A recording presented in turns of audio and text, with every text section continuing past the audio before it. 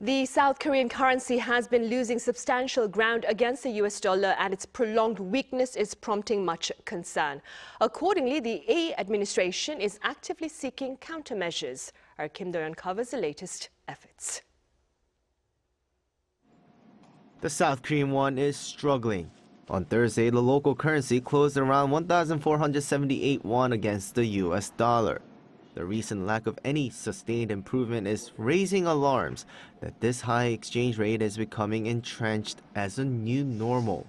Looking at the quarterly averages, the structural rise is stark. After averaging 1,399 won to the dollar in the first quarter, the rate surged to 1,453 won in the second quarter. Although it returned to the 1,300 won range during the third quarter, the fourth quarter has seen a sharp rebound, with the average breaching the 1,475 won mark.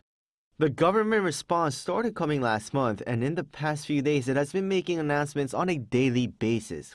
For the latest response measures, top financial authorities led by Deputy Prime Minister Go convened an emergency meeting on Thursday morning.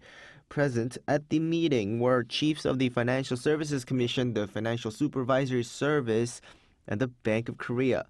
Flagging the currency volatility as a major concern, they launched a 24-hour joint monitoring system to respond to any market jitters.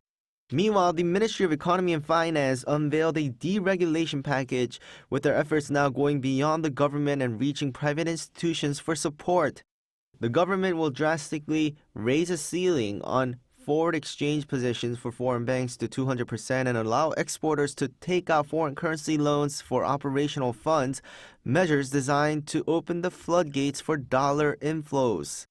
In addition, Presidential Chief of Staff for Policy Kim Do-yeon summoned executives from 7 major conglomerates, including Samsung, SK, Hyundai Motor, for an emergency meeting.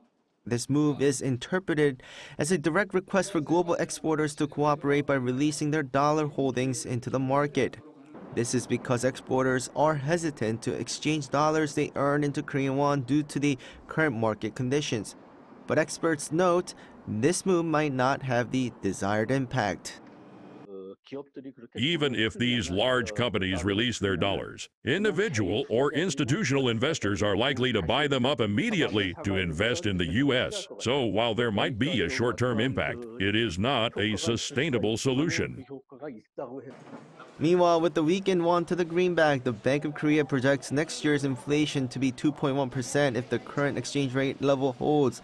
But if the won weakens further, it says the nation can expect inflation up to the mid 2% range.